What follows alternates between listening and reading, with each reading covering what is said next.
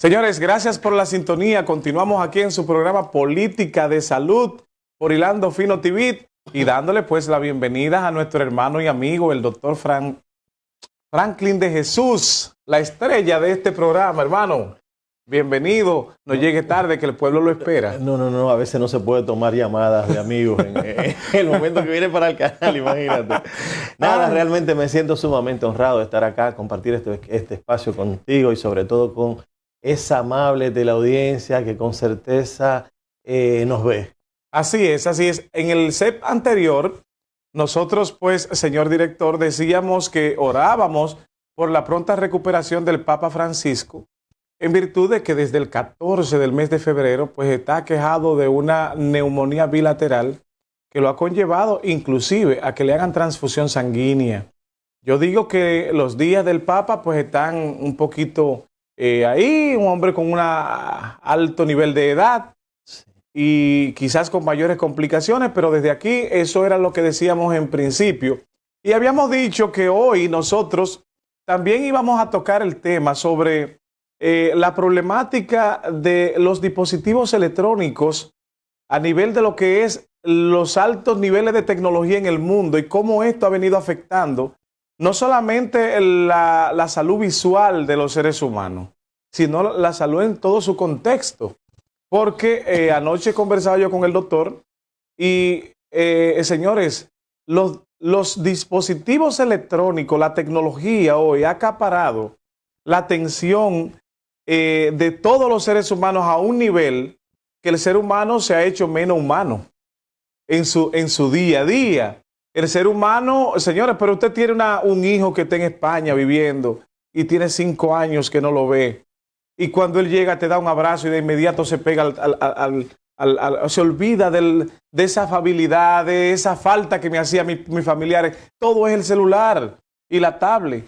Psicológicamente, doctor, ¿cómo afectan estos dispositivos a los seres humanos? Realmente, mira, un crítico moderno de esta sociedad actual, que él considera que es la época de los likes, del me gusta, del narcisismo, del hipernarcisismo, del yoísmo, de, por ejemplo, creer que es capaz de todo. Es decir, uno de estos autores, Byung-Chul Han, es un crítico de la realidad social actual y hemos visto que vamos perdiendo la capacidad de construir muchas veces hasta conocimiento, porque todo lo tenemos en base al celular. Mira lo que está ocurriendo con muchos niños. Muchos niños tradicionalmente terminan teniendo déficit de atención. Hay que ver que hay un neurotransmisor importante que es la serotonina. La serotonina tiene que ver con la atención y sobre todo cuando se utilizan los celulares a altas horas de la noche, tradicionalmente cuando los niveles del cortisol van bajando, se agotan también los niveles de serotonina y estos muchachos, el déficit de serotonina muchas veces los lleva a depresión. Depresión y muchas veces porque ellos se creen también, es una sociedad que le exige que tengan como dice Byung-Chul Han, la sociedad del rendimiento.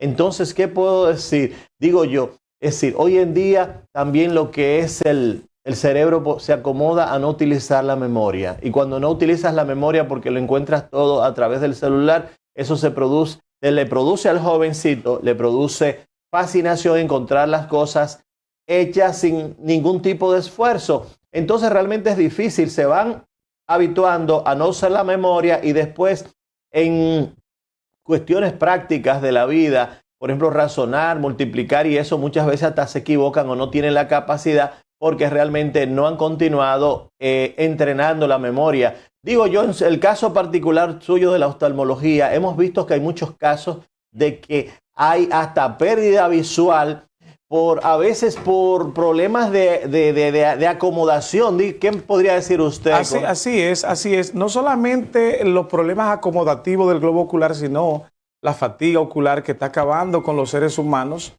Y la OMS, hermano, ha dicho en un tratado que emitió en el año 2022, ha dicho que probablemente la probable pandemia que pueda existir para allá para el año 2044 sería una pandemia por miopía. Nos estamos refiriendo, señores, a que la miopía es un defecto refractivo en el sistema ocular que no permite que las personas tengan mayores desenvolvimiento y nitidez en la visión a larga distancia. Dependiendo de los niveles de miopía, usted puede ver solamente cuenta dedo. O sea, me estoy refiriendo a 2 metros de distancia, no más de ahí. Hay personas ya con otras condiciones que podrían concluir con ceguera total por miopía. Entonces, usted ve que los niños, desde pequeñitos, ya antes le ponían en la televisión los muñequitos, pues ya ellos lo tienen en las tablets, en los televisores, y usted sabe a qué distancia es que relajan ellos el músculo ciliar para poder generar lo que le llaman el enfoque visual a través del quiasma. Hermano, es a una distancia de 22 centímetros. Y usted sabe lo que implica conectar un ojo con el otro formando un punto céntrico a una distancia de 22 centímetros por horas. Eso implica que cuando usted levanta los ojos hacia larga distancia, usted tiene una compresión muscular que te genera un estrabismo. Entonces, automáticamente usted se va encontrando con problemas grandes en las escuelas. Los niños de hoy, ya en las escuelas no hay ni pizarra casi. Lo que hay son pantallas, todo digitales. Entonces, ¿qué pasa? Que algunas de estas pantallas han llegado líquidas. Ayudan un poco con el reflejo de los rayos luminosos que tendían esos rayos gamma, los rayos ultravioletas, que son rayos que generan graves problemas a los ojos, incluyendo pterigium. Entonces, usted hoy día se ve cómo el exceso de uso de dispositivos electrónicos podría conllevar a que sea realmente el inicio de una pandemia visual para los años 2040, por un alto nivel de fatiga ocular, acomodación visual, como decía el doctor. La acomodación visual es cuando estos músculos prácticamente se relajan a alto nivel para poder ver objetos que deben ser vistos a cierta distancia, pero a una distancia inferior. Entonces, automáticamente usted tiene una compresión. O es lo mismo. Doctor, usted está mirando un dedo ahí, ¿verdad? Pero tiene 2 ojos. 2 ojos. ¿Y por qué si se ocluye un ojo sigue viendo un mismo dedo? Bueno, eso se lo va a explicar usted a los amigos televidentes, porque usted habló de algo que es el quiasma. Es correcto. El quiasma óptico. Y habló otra palabra que los amigos televidentes no le entendieron, de pterigium. Yo quiero que usted nos explique lo que es el quiasma y lo que es el pterigium. El pterigium normalmente es lo que comúnmente la gente le dice uña en los ojos. Y el pterigium son tejidos avasculares que tienden a generar una erupción desde la conjuntiva hasta el grado 4 corneal, que cuando llega ahí ya puede generar daños en la córnea y es un proceso evidentemente quirúrgico. El pterigium no se cura con gotas, no se cura con terapia, eso se erradica quirúrgicamente. Ahora, es una cirugía ambulatoria. Usted lo que hace son unos cortes aquí en el lado de la carúncula, y automáticamente usted desprende el tejido, claro está, con sus debidos anestésicos, con todo el procedimiento, el protocolo que hay que agotar. Y lo correcto en estos procesos quirúrgicos es agarrar el mismo tejido ya eliminado y hacer un implante donde se corta, para que no vuelva a repetir. Porque ustedes, no sé, el pueblo sabe que aquí muchísima gente dice, yo me operé de uña y me volvió a salir. Esto es producto a que solamente muchos médicos oftalmólogos solo hacen el corte y suturan, y automáticamente el tejido, si no ha terminado el brote de salir, va a continuar. Pero cuando ese tejido llega hasta ahí, donde está en el centro pupilar, ese es un grado 4 y está generando compresión en la córnea y puede generar altos niveles de astigmatismo. Porque hay que recordar que la córnea en su dimensión mide 180 grados. Y 22 milímetros de grosor. No, Entonces, 22 milímetros de diámetro. Antero-posterior. Exacto. Sí. Ahora, en cuanto a lo que tiene que ver con el diámetro corneal a 180 grados, de 0 a 180, usted va a encontrar que la córnea es una lámina transparente que si se sintió presionada automáticamente, ¿cuál es? Dentro de los papeles fundamentales de la córnea es reunir los rayos luminosos para generar un solo rayo sobre la retina, lo que le llaman convergencia de la luz.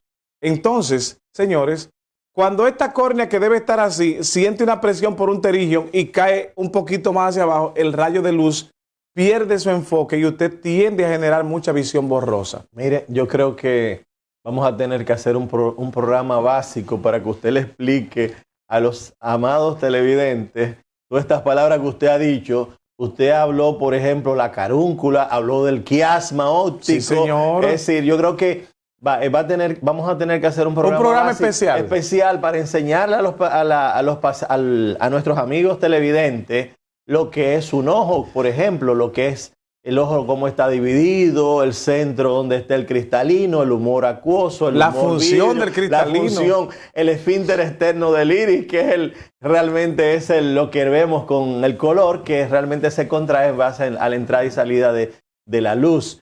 Y también, por ejemplo, lo que es la córnea, como usted ha dicho, y la parte posterior donde está la mácula, donde están los conos y bastones que tienen que ver con la captación de esa impresión visual. Bueno, amigos, nos vamos a una pausa y enseguida retornamos con su programa.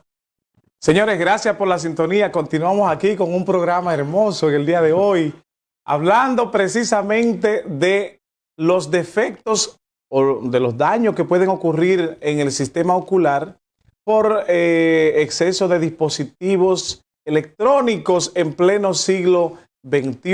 El doctor ahorita, pues antes de la pausa, pues hablábamos de la importancia del quiasma óptico, cómo funciona el quiasma óptico y cuál es su real función. O sea, una situación que poníamos un ejemplo con un dedito, es así, doctor, Sí. Y él preguntaba que por qué si tenemos dos ojos, poniendo un objeto frente a nosotros, pues ¿por qué no podemos dos objetos, sino uno? Evidentemente por la fusión de esas fibras del nervio óptico que hacen contacto con el quiasma, y el quiasma bilateral, el quiasma óptico, automáticamente genera lo que le llamamos un punto focal, cuando la señal las señales de luz de que entra por un ojo sale por la otra parte del quiasma ocular, formando un punto focal. Nosotros normalmente podemos desacomodar los puntos focales a través del quiasma con diversos ejercicios, sobre todo cuando aquellas personas que tienen problemas de estrabismo, nosotros podemos hacer los niveles de llevar los puntos focales con diversos ejercicios. En niños lo manejamos a veces ocluyendo ojos, en personas adultas con lentes cilíndricos, como también prismáticos. Lente prismático, ¿qué es lo que hace un prisma? En personas que tienen desacomodación de foco por una deficiencia en uno de los dos salidas del quiasma óptico. Bueno, evidentemente, ¿qué es lo que hace cuando hay un desenfoque? El lente asférico, o mejor dicho, ese lente prismático, lo que hace que en el giro te lleva el rayo de luz en el centro óptico prismático, que es por donde deben salir, para que se forme un punto focal sobre la mácula al lado de la retina, ¿verdad, doctor? Entonces, nosotros, ¿cómo desacomodamos esto? Bueno, doctor, si usted agarrase ahorita y en vez del dedo coloca un objeto frente a usted y mira el objeto, se queda fijamente mirando el objeto, lo puede hacer con su dedito y lo verá. Los objetos que quedan de aquel lado del que está observando se torna doble, porque el quiasma ocular pierde la convergencia de un punto focal al dejar de enfocar un punto distinto al que está enfocando. Sin embargo, si usted enfocase el que está allá, entonces el que está cerca lo ve doble, por la misma razón que acabo de explicar. Lo que implica que si hay un problema en el quiasma óptico, es muy probable que los síntomas se agudicen en el paciente, vengan mucha cefalea, venga mucha visión borrosa, vengan un sinnúmero de desacomodación ocular que conllevan hasta con náusea, mareo, dolores de cabeza. Y normalmente las personas están conllevadas a usar lentes prismáticos, que son lentes poco comunes y poco convencionales en la República Dominicana. Sí, pero bien, por ejemplo, aprovechando esa buena imagen que tenemos ahí, por ejemplo, vemos que el ojo es como una cámara, una televisión. y vemos que en la parte de posterior hay células y de cada ojo sale un nervio. Ese nervio se llama nervio óptico. Es correcto. Entonces los dos nervios, de cada ojo un nervio. Entonces los dos nervios llega a un punto que se unen los dos y forman esa unión. Se denomina quiasma óptico. Es correcto. Entonces hay que ver, es simplemente una información que el organismo capta a través de uno de los sentidos, que es la vista. Mientras más sentidos tú le agregas a la educación, más posibilidades de aprendizaje tiene el niño. Hay que ver el sistema de finlandés, que hay que ver qué es lo que han hecho, agregar mucho más sentido para aprender mucho más. Y todas las veces, por ejemplo, hay que ver que el hipocampo, que es la quinta circunvolución de la parte del cerebro, que es del lóbulo temporal del cerebro, ahí está lo que es la memoria episódica. Entonces todo lo que tú aprendes o por el miedo o por la emoción terminas fijándolo. Entonces qué interesante es esto, ver el nervio óptico, los dos nervios ópticos se unen en una parte central que es el quiasma y de ahí entonces esa información es conjugada. Es una información que tomamos del medio exterior. Cuando es conjugada salen dos cintillas que se llaman cintillas ópticas. De aquí van a una parte de relevo. Hay que ver que el cerebro tiene zonas de relevo y zonas de asociación a través de la cual se da el aprendizaje. Entonces, de ese quiasma óptico viene la cintilla óptica. De la cintilla óptica vamos a lo que se llama el tubérculo geniculado lateral del tálamo, y del tálamo entonces, que es un centro de relevo, entonces a través de las radiaciones ópticas de Gratiolet termina entonces a lo que se llama la cisura calcarina, donde está el área 17, 18 y 19, que tienen que ver, uno, con el conocimiento visual, dos, con la motricidad ocular, y el otro, la asociación, la 19. Entonces, ¿qué queremos decir? Realmente lo que hay es un sistema de información que he captado a través del medio exterior. Entonces, el sistema finlandés ha dado muy buenos resultados en Finlandia, pero hay que ver muchas veces cuando tú intentas copiar un método educativo o un tipo de política pública que es adaptable en ese país, quizás no sea adaptable en nuestro país. ¿Por qué? Porque lo importante es entender cuáles son los principios, cuáles son los fundamentos de esos métodos de estudio para poder aplicarlos y cuáles son los contextos sociales, políticos y económicos. Mucha gente habla aquí de muchas cosas, pero sencillamente no lo dominan. Es decir, el tema de la educación es un tema muy complejo, porque hay que ver lo que es inicialmente, lo que es la necesidad de lo que son los sectores productivos. Nosotros tenemos nuestras provincias, nuestros municipios tradicionalmente son ricos, pero nuestra gente termina siendo pobre. ¿Por qué? Porque no ha sido dirigido por gente que tenga dominio sobre esto.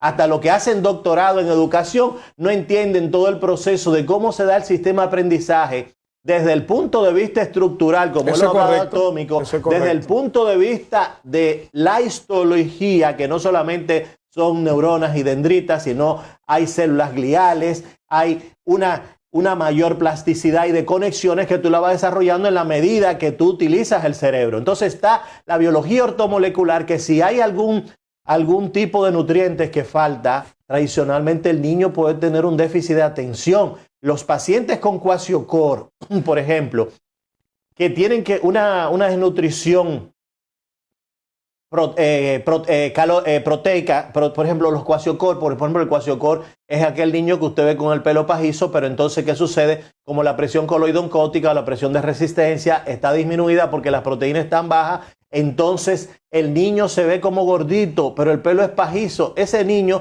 probablemente puede tener un déficit de atención. En caso del marasmático, que es un déficit proteico-calórica, ves el niño que es delgadito, con la barriguita dilatada, las venas muchas veces que se transparentan. Entonces, este niño tampoco va a tener problemas en el aprendizaje. Entonces, está lo que es la parte estructural anatómica, está la parte bioquímica, la química orgánica, está la histológicamente cómo funciona el sistema. Entonces, hay otros temas como son los abordajes, donde se debe discutir si es la lectura, si es el teatro, si es el cine, cuál va a ser el medio a través del cual vamos a llevar esta información.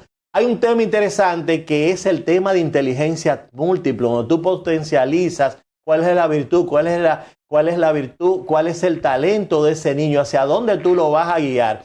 En el caso de Albert Camus cuando recibió el Premio Nobel de Literatura, le dieron la oportunidad de que enviara unas palabras a quien él consideraba que eran más importantes para él. Y entonces en ese momento que hizo él, la mayor parte de los premios Nobel llaman, por ejemplo, halagan a su esposa, a sus padres, pero Albert Camus en ese momento decidió escribir una carta a Louis Sallier. Louis Sallier fue su profesor en África, que detectó a ese niño que tenía una cualidad importante. Entonces, ¿qué pasa? Ahí vemos lo que es la importancia del profesor y lo que es la importancia de las inteligencias múltiples. Entonces, hoy en día es necesario tener unos profesores que sean interdisciplinarios, no profesores como el caso de nosotros en nuestra época, que eran... La multidisciplina no es lo mismo, es decir, muchos sabían mucho de matemática, muchos sabían de biología, pero hoy en día los científicos se han dado cuenta que lo que es la ciencia, la tecnología, son los que han creado todo este mundo que tenemos hoy en día, y lo que le han producido es si han agregado valor a lo que es la economía, lo que es el valor a la mano de obra. Entonces hoy en día hay que asociar lo que es, por ejemplo, STEAM, es decir, Scientist, Technology, Engineer, Art and Mathematics, es decir, lo que es la ciencia, la ciencia, la tecnología, la ingeniería, el arte, la matemática, en muchos países ha dado muy buenos resultados y han logrado producir productos de alto valor adquirido, y eso hace que construyan riqueza. Entonces, ¿qué pasa? Lo que hay que tener es una visión de futuro, qué es lo que usted va a construir. Pero si usted vaya y lo que hemos hablado, y tenemos un grupo de diputados que el 80% de ellos son inoperantes, y eso da pena, eso da pena en nuestro país. ¿Cómo vamos a avanzar? Y también, por otro lado, están las personas que terminan siendo fanáticos y no razonan. Su país no va a ir hacia adelante, y usted va a seguir siendo pobre por su incapacidad de interpretación, de darse cuenta de que el negocio de la política en nuestro país es un negocio altamente rentable. Y después, ¿qué es lo que ocurre? Que quieren persuadir, pero tú no puedes persuadir si tú no tienes una reputación moral intachable, si no tienes un nivel de conocimiento adecuado que genere cierta admiración en los demás. Es decir, pero un conocimiento en base a un interés general, un bienestar colectivo, un desarrollo integral de todos, preservación de derechos que son importantes para que las personas se desarrollen. Si tú no le cambias el trasfondo social, si no le cambias las desigualdades de oportunidades, esa persona va a seguir siendo pobre y seguir multiplicando la pobreza. Doctor, entonces el conocimiento es un instrumento de poder. Sin conocimiento, sin educación, no es posible que nuestro país avance. Mira el nivel de pobreza que tenemos, y estos presidentes, supuestamente, entre comillas, que se la están comiendo, y todos los indicadores de que están bien. Sin embargo, la gente de nuestro país está en dificultad financiera. Un 83% de nuestra población en condiciones de vulnerabilidad financiera. Son los hogares, son las familias que no tienen cómo suplirse todas sus necesidades básicas, y un 49% que toman prestado. Mira el nivel de préstamo, eso es inaceptable. Doctor, y también la menor inversión pública en los últimos 70 años. Hermano, pero oiga, ¿y qué usted cree, qué usted sugeriría a las autoridades para que pues generen una política de salud que conlleve a que el tanto uso de dispositivos electrónicos en este tiempo, pues que sea mitigada? ¿Cuál sería? Porque, por ejemplo, ahorita, es una pregunta para que usted me la responda ahora. Ahorita nosotros hablábamos de la función estricta de nervio óptico, cómo se comunica el nervio óptico, cómo transcribe el nervio óptico por el quiasma, y la importancia, porque la comunicación que existe entre el ojo humano y el cerebro es a través del nervio óptico. Evidentemente, cuando usted tiene problemas de fatiga ocular por el alto uso de dispositivos electrónicos, usted no solamente la fatiga, señores, ocular, afecta todo el sistema del globo ocular. Todo. Usted se va a encontrar con dolores en los ojos por altos niveles de fatiga. Usted se va a encontrar con altos niveles de presión intraocular que pudiese desencadenar en un glaucoma por altos niveles de fatiga ocular. Aquí hay personas que a las 2 de la madrugada están pegados de una computadora o de un teléfono y en el día entero no descansaron. pero a las 5 de la mañana están de pie otra vez pegados a una computadora o a una tablet o a un celular. Este es un problema que va a acaparar la ceguera, va a acaparar una pandemia de ceguera en la humanidad. Porque, señores, y no solo de ceguera, usted rinde menos en todo.